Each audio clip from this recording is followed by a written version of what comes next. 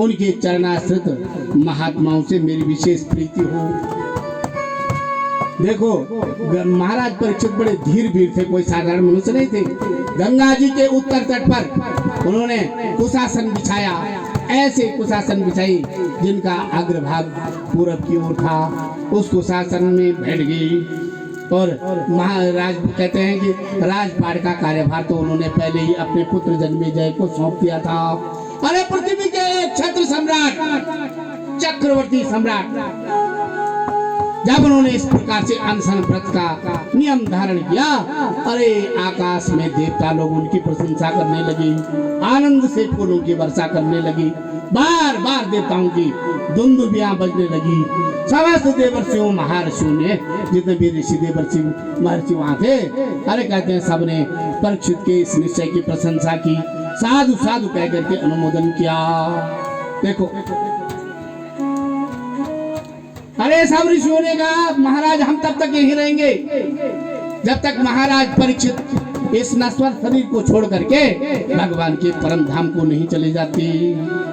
अरे कहते हैं तब महाराज परीक्षित ने समस्त ऋषियों से भगवान के चरित्रों को सुनने की इच्छा जाहिर की। उन्होंने कहा कि आप सब लोग सब ओर से यहाँ पधारे हैं और सत्यलोक में रहने वाली साक्षात वेदों के समान हैं। हे विप्रवरो, भाई मैं आप लोगों पर विश्वास करके अपने कर्तव्य के संबंध में आप लोगों से प्रश्न पूछता हूँ। अब देखो दो प्रश्न पूछे थे महाराज परीक्षित ने ध्यानपूर्वक।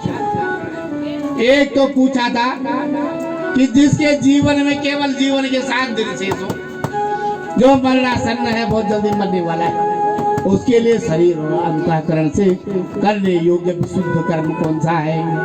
और दूसरा ये प्रश्न पूछा सभी लोग सभी अवस्थाओं में क्या करें, किसका जप करें, किसका श्रवण करें, किसका मनन करें, किसका भजन करें, किसका त्याग करें, ये सभी मनुष्यों के लिए है। और दूसरा प्रश्न ये है जिसके जीवन का थोड़ा सा समय उसे अब क्या करना चाहिए।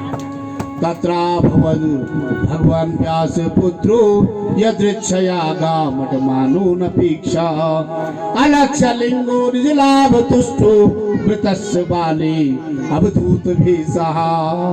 आहा देखो भगवान कृष्ण की कृपा है पांडवों के वंशज परीक्षित पर भी ऐसा सोच ही रहे थे।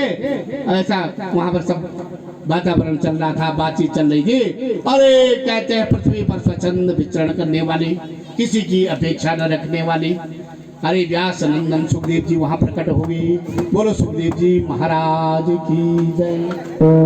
वो दिगंबर हैं, कोई वस्त्र नहीं बनते, वर्णाश्रम धर्मों से बिल्कुल चिन्हों से जो बिल्कुल रहित है, अवधूत जिनका भेष है।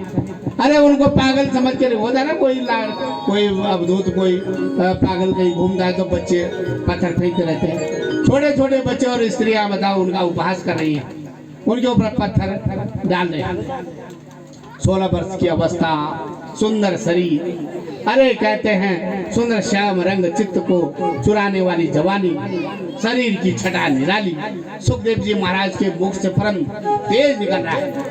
अरे जहां असंख्य देवर्षि राजर्षि ब्रह्मर्षि इकट्ठा हुए थे महाराज परीक्षित की सभा में, जब कहते हैं सुखदेव जी महाराज उस सभा में जाते हैं, उनके चिन्हों को उनके लक्षणों को जानने वाले ऋषियों ने उन्हें पहचान दिया। सारे बड़े बड़े देवर्षि ब्रह्मर्षि राजर्षि खड़े हो गए उनके आदर में। श्रेष्ठ आसन पर बिठाया महाराज परीक्षित ने सुखदेव जी महाराज को, उनके चरणों में प्रणाम किया, 16 से उनकी पूजा की। अरे उस समय उनकी बड़ी शोभा हुई।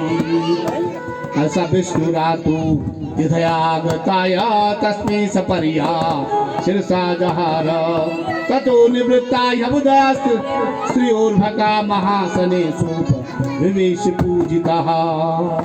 अरे महाराज परीक्षित महाभाग सुखदेव जी की उस समय बड़ी शोभा हुई। जिस प्रकार से ग्रह नक्षत्र तारों के बीच में चंद्रमा की शोभा होती है, उसी प्रकार